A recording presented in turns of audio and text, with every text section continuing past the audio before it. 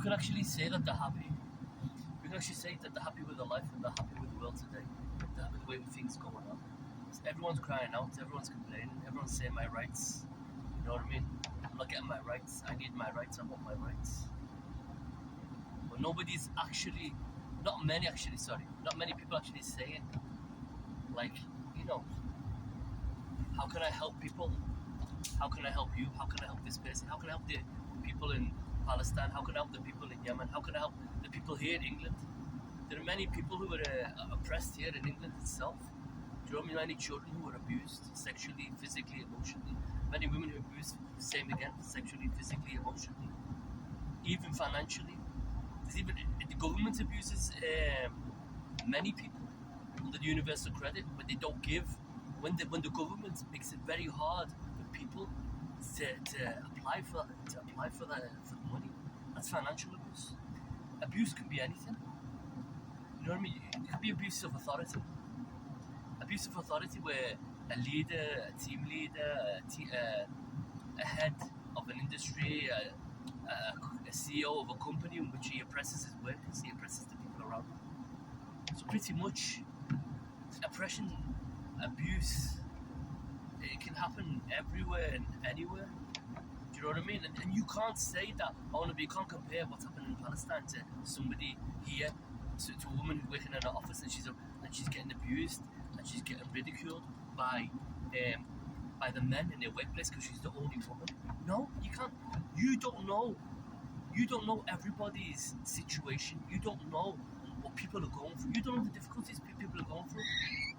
Do you know what I mean? An insult to one person can feel the same as an insult to another person. Do you know what I mean? I can insult, say example, somebody loves their dog. And here, like in England, probably in other countries in the world, they love the dog. If anyone insults the dog, it's like it's equivalent to insulting their children. At the end of the day, you can't just say, oh, yeah, but that person's going through worse than this person. No, you can't say that. Because, do you know what I mean? At the end of the day, we all feel pain the same way. We all feel trauma the same way. We feel things the same way.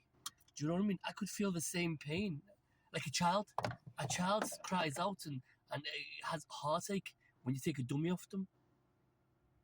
Isn't that the same kind of pain, if not more, than a person who maybe lost their child in a war? Now, this might upset people, but you have to think about it. It's very important. Like in To Kill a Mockingbird, you have Atticus Finch, and he says that what is it? Roughly, comes to the saying, you don't actually know a person until you walk a mile in his shoes, in his boots, or whatever. The idea is you have to step in that person's shoes to understand how they feel. If we start doing that, we'll start to actually build bridges between each other. Do you know what I mean? Because we'll start to understand each other. You know, why is that person reacting that way? It can help, example, with marriage. You know, the husband turn around saying, oh, I don't get it. You know, so what if I came home late? Why is she making a big deal of it? Or so what? The wife goes, starts kicking off because, you know, the husband said the food was too salty. Do you know what I mean? But he has to understand. You have to look in step in the woman's shoes. Maybe she slaved all day. She made that specially for you. Okay, she might have made a mistake. She might have oversalted it. Do you know what I mean? Or maybe it's meant to be like that, but your taste is very sensitive. Do you know what I mean? You have to step into everyone's shoes. If we start stepping into each other's shoes, if we start looking from the eyes of the other person, if we start to try to feel and understand, comprehend what other people are going through, do you know what I mean? Like you have serial killers, psychopaths and stuff like that, and people say like Ted Bundy and whatever, they say, oh, we can't understand what a monster. But wait a minute. But today, someone like Ted Bundy and all these psycho killers, the Yorkshire Ripper, do you know what I mean? They're all classified as mentally ill. So guess what? In an Islamic perspective, they're exempt from what they're doing because they don't know better. Do you know what I mean? But what right have you got talking about them, condemning them, when you're worse? Because you're in the right frame of mind. You know what you're doing, and you're going around doing the shit that you do. Do you know what I mean? So you got to think about this. We need to start stepping each other's shoes. We need to look through each other's eyes. We need to start to feel with the hearts of what people are feeling. Do you know what I mean? Try to feel, understand this person's angry, or why they're feeling angry, and try to feel that anger. Try to understand, comprehend. Do you know what I mean? Like I learned this off my nephew. my nephew actually he taught me this, and he said to me, you got two types of villains in stories, in cartoons, whether it's whatever it is. You have the broken type, but there's another type that's they're just evil, just innately evil. They're born evil. That's the way they are. But the broken villain, the body who's broken. If you go back in his past, you find somewhere down the line he cracked because he's under too much pressure, and it could be when he was a child, he was abused, he was punished by his father, sexually abused, he was cigarette burned and kicked and stomped on and whatever, and one day he, for his own self-preservation, to protect himself, it's just this he clicks on and he says, I'm gonna defend myself.